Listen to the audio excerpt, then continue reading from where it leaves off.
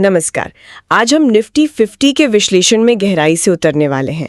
हमारे पास बाजार के कई स्रोतों से मिले जुले आंकड़े हैं और मकसद है 20 नवंबर 2025 यानी कल के लिए एक साफ तस्वीर तैयार करना। बिल्कुल। और आज की तस्वीर में ना एक बहुत ही दिलचस्प खींचतान दिख रही है। एक तरफ है दुनिया भर के बाजार जो थोड़े सुस्त हैं, थोड़े नर्वस हैं, और दूसरी तरफ है हमारा भारतीय बाजार जो अपनी ही धुन में मगन है। सवाल यही है कि कल कौन किस पर भारी पड़ेगा। स्रोतों से जो पहली झलक मिल रही है वो यही इशारा कर रही है कि बाजार में तेजी की हल्की सी उम्मीद तो है, लेकिन शायद वो एक दायरे में बंधी रहेगी। हाँ, ऐसा लग रहा है कि 25,900 के स्तर पर खरीदार बैठे हैं और ऊपर मतलब 26,100, 26,200 के पास बिकवाली का दबाव है। तो चलिए इसी खींचतान की परतें खोलते हैं और समझते हैं कि कल के लिए क्या रणनीति बनाना सबसे समझदारी भरा हो सकता है। शुरुआत करते हैं वैश्विक संकेतों से। ठीक है। इस नवंबर को वहां लगातार दबाव बना रहा। डाउ जोन्स और S&P 500 दोनों में कमजोरी थी। हाँ, और वजह भी काफी साफ थी। एक तो ऊंचे वैल्यूएशन की चिंता, राइट। फिर ब्याज दरों में कटौती कब होगी उसको लेकर भी अनिश्चितता थी, और सबसे बड़ा इवेंट जिसका सबको इंतजार था, एनवीडिया के नतीजे। बिल्कुल। तो माहौल कुछ ऐसा था कि लोग खतरा नहीं ले रहे थे, पर कोई पैनिक या घबराहट भी नहीं थी। और यहीं पर सबसे आकर्षक बात सामने आती है। इस वैश्विक सुस्ती के ठीक उलट भारतीय बाजार ने 19 नवंबर को अपने सभी एशियाई और दूसरे उभरते बाजारों से कहीं बेहतर प्रदर्शन किया। ये सिर्फ एक आंकड़ा नहीं है, ये एक बहुत बड़ा संकेत है। ये तो कमाल की बात है। क्या हम ये कह सकते हैं कि भारतीय बाजार अब ग्लोबल संकेतों से डीकपल हो गया है? मतलब उसे अब बाहरी दुनिया से ज्यादा फर्क नहीं पड़ता, या ये सिर्फ एक दिन की कहानी थी? देखिए, पूरी तरह से डीकपल कहना तो थोड़ी जल्दबाजी होगी, लेकिन ये ट्रेंड मजबूत हो रहा है। अच्छा, और इसकी दो बड़ी वजह हैं। पहली, हमारे घरेलू संस्थागत निवेशक DIIs वो बाजार में इतना पैसा लगा रहे हैं कि विदेशी बिकवाली का असर कम हो रहा है। और दूसरी वजह, IT शेयरों में आई जबरदस्त रैली। हाँ, उसने बाजार को बहुत अच्छा सहारा दिया। तो हाँ, भले ही पूरी दुनिया एनवीडिया के नतीजों का सांस रोककर इंतजार कर रही थी, भारत की कहानी उस दिन ज्यादा मजबूत और आत्मनिर्भर नजर आई। तो अब सीधे भारत पर आते हैं। यहाँ 19 नवंबर को क्या हुआ? निफ्टी 50 लगभग 0.55% की बढ़त के साथ 26,052.65 पर बंद हुआ। हाँ, और ये पिछले दिन की कमजोरी से एक बहुत अच्छी रिकवरी थी।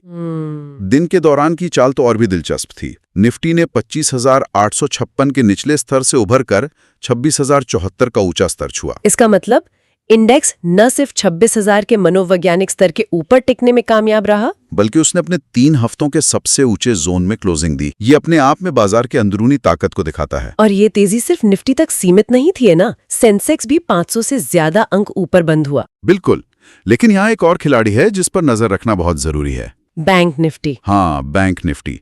वो अपने रिकॉर्ड स्तर 59,216 के पास बंद हुआ। बैंक निफ्टी का इस तरह से प्रदर्शन करना निफ्टी के लिए बहुत अच्छी खबर है। इसे कैसे समझे? इसे ऐसे देखिए जैसे कोई क्रिकेट टीम सिर्फ अपने स्टार बल्लेबाज के भरोसे नहीं, बल्कि पूरी टीम के दम पर जीत रही हो। जब बैंक भी चलें, IT भी चलें और दूसरे सेक्टर भी साथ दें, तो उस तेजी में ज्यादा दम होता है। इसी को हम पॉजिटिव मार्केट ब्रेथ कहते हैं। यानी रैली में सबकी भागीदारी है। एग्जैक्टली। ठीक है, तो बाजार की बाहरी सेहत तो अच्छी लग रही है। अब जरा इसके अंदरूनी मिजाज को समझते हैं। विक्स और PCR के आंकड़े क्या बता रहे हैं? मुझे ये विक्स का 12 के नीचे आना हमेशा थोड़ा डराता है। कहते हैं कंप्लेसेंसी या जरूरत से ज्यादा आत्मविश्वास भी ठीक नहीं होता।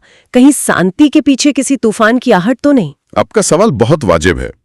इंडिया विक्स, जिसे आप बाजार का ब्लड प्रेशर मॉनिटर भी समझ सकते हैं, हाँ, सही है। वो 19 नवंबर को 1% गिरकर 11.9, 12.0 के बहुत ही निचले स्तर पर आ गया है।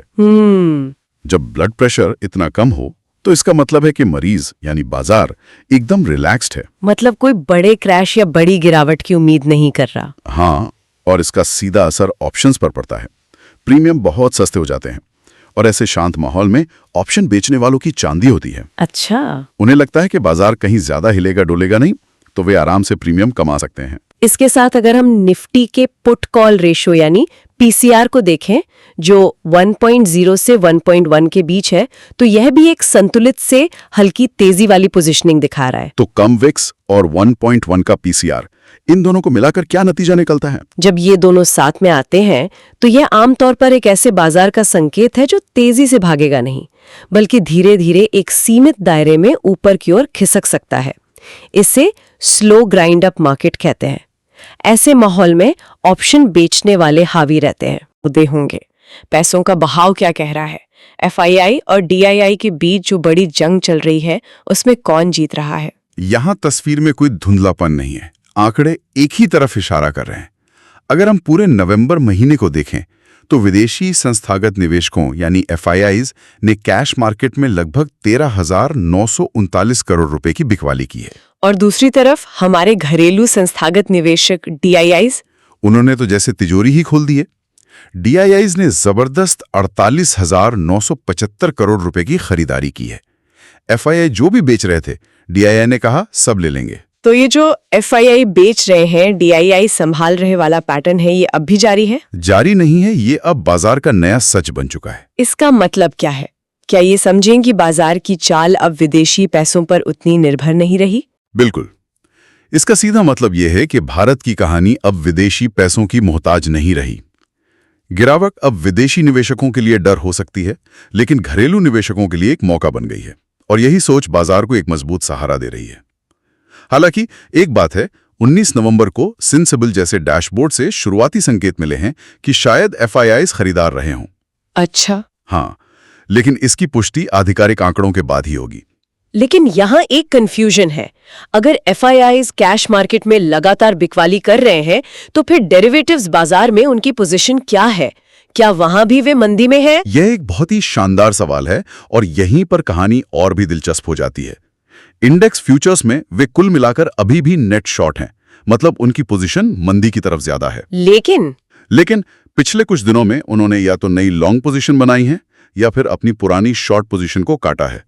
ये एक हल्का सा सकारात्मक बदलाव है। और इंडेक्स ऑप्शंस में वहीं पर असली खेल होता है। हाँ, इंडेक्स ऑप्शंस में एफआईआईज ने एक हेज्ड बुलिश यानी सावधानी भरी तेजी वाली रणनीति अपनाई है। सावधानी भरी तेजी, इसका क्या मतलब हुआ? उन्होंने कुछ कॉल खरीदी हैं जो तेजी का संकेत है, लेकिन साथ ही उन्होंने पुट भी बेची हैं।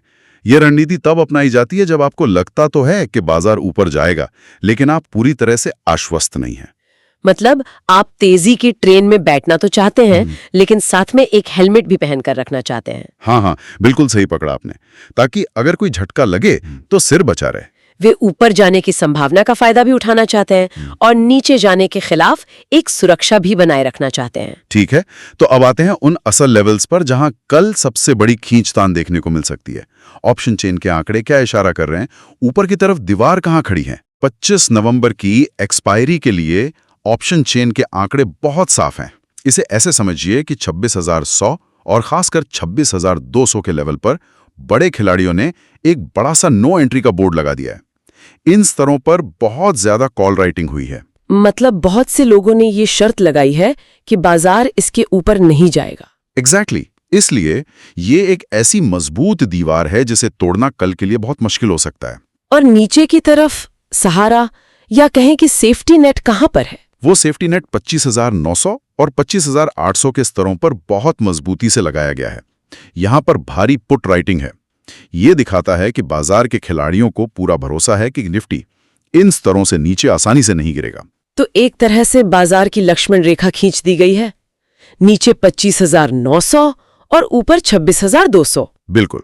और एक और चीज है, मैक्स पेन लेवल। हाँ, वो क्या है और कहां पर है? मैक्स पेन वो स्तर होता है जहां एक्सपायरी होने पर ऑप्शन खरीदने वालों को सबसे ज्यादा नुकसान होता है, और वो स्तर भी 25,900 से 25,950 के बीच ही आ रहा है। ये इस बात को और पुख्ता करता है कि 25,900 का सपोर्ट जोन कितना महत्वपूर्ण है। और जैसा हमने बात की, कम वीएक्स के माहौल में इस मजबूत दायरे के टूटने की संभावना फिलहाल कम ही नजर आती है। हाँ, बिल्कुल। तो आंकड़े तो एक रेंज की तरफ ही इशारा कर रहे हैं। अब तकनीकी तस्वीर यानी चार्ट्स को देखते हैं। क्या वो भी इसी कहानी को दोहरा रहे हैं? जी हाँ, चार्ट्स भी इसी कहानी की पुष्टि कर रहे हैं। डेली और 3 घंटे के चार्ट पर निफ्टी लगातार हायर हाई हायर लो का स्ट्रक्चर बना रहा है। आसान भाषा में कहें तो बाजार सीढ़ियां चढ़ रहा है, एक एक कदम ऊपर। बिल्कुल, जो किसी भी तेजी के लिए एक बहुत अच्छा और टिकाऊ संकेत माना जाता है। ये बताता है कि बाजार की चाल मजबूत है और ये तेजी टिकाऊ लग रही है। पर क्या बाजार बहुत ज्यादा खरीदारी वाले जोन में है? क्या वो बहुत ज्यादा गर्म हो चुका है जिसे हम ओवरबॉट कहते हैं? नहीं, और यही खास बात है। RSI जैसे मोमेंटम इंडिकेटर 60-65 के स्तर पर हैं। ये मजबूती तो दिखाते हैं, लेकिन ये ओवरबॉट का संकेत नहीं है। तो इसका मतलब यह है कि बाजार में अभी और ऊपर जाने की गुंजाइश बची है? हाँ, या फिर ये मौजूदा स्तरों पर थोड़ा सुस्ता सकता है ताकि अगली छलांग के लिए ताकत जुटा सके। और छोटे टाइम फ्रेम पर, मतलब इंट्राडे ट्रेडर्स के लिए कोई खास स्तर जिस पर नजर रखनी हो? बिल्कुल, छोटे टाइम फ्रेम पर देखें तो 25,980 से 26,000 का स्तर एक मजबूत डिमांड जोन या खरीदारी का इलाका बन गया है। पिछले सत्र में बाजार को इसी जोन से बार बार उछाल मिला है, इसलिए ये कल के लिए एक बहुत ही महत्वपूर्ण माइक्रो सपोर्ट का काम करेगा। बहुत बढ़िया। तो हमने वैश्विक संकेतों, घरेलू ताकत, ऑप्शन चेन के आंकड़ों और चार्ट्स सबको एक साथ देख लिया है। अब इन सबको मिलाकर कल यानी 20 नवंबर के लिए एक एक्शन प्लान बनाते हैं। क्या रणनीति होनी चाहिए? देखिए, कुल मिलाकर रुझान हल्का तेजी का, लेकिन एक दायरे में रहने का ही है। अब इसे एक ठोस प्लान में बदलते हैं। सबसे पहले कल के लिए अपने हथियार यानी मुख्य स्तरों को पहचान लेते हैं। ठीक है, तो सबसे पहले सपोर्ट जोन, वो मजबूत फर्श कहाँ है जहां बाजार को सहारा मिल सकता है? पहला और तात्कालिक सपोर्ट 25,980 से 26,000 पर है, लेकिन सबसे मजबूत किला 25,900 से 25,880 के जोन में है, जहां सबसे ज्यादा पुट राइटिंग हुई है। और अगर बाजार इसके नीचे फिसलता है तब ये रुझान को न्यूट्रल या मंदी का माना जाएगा, उससे पहले नहीं। और ऊपर की तरफ वो दीवार कहाँ है जिसे पार करना मुश्किल होगा? मुख्य रेजिस्टेंस जोन में पहली रुकावट 26,100 पर है, लेकिन असली और मजबूत दीवार 26,150 से 26,200 पर है, जहां सबसे ज्यादा कॉल बेची गई हैं। अब इन स्तरों के आधार पर कुछ संभावित परिदृश्य देख लेते हैं।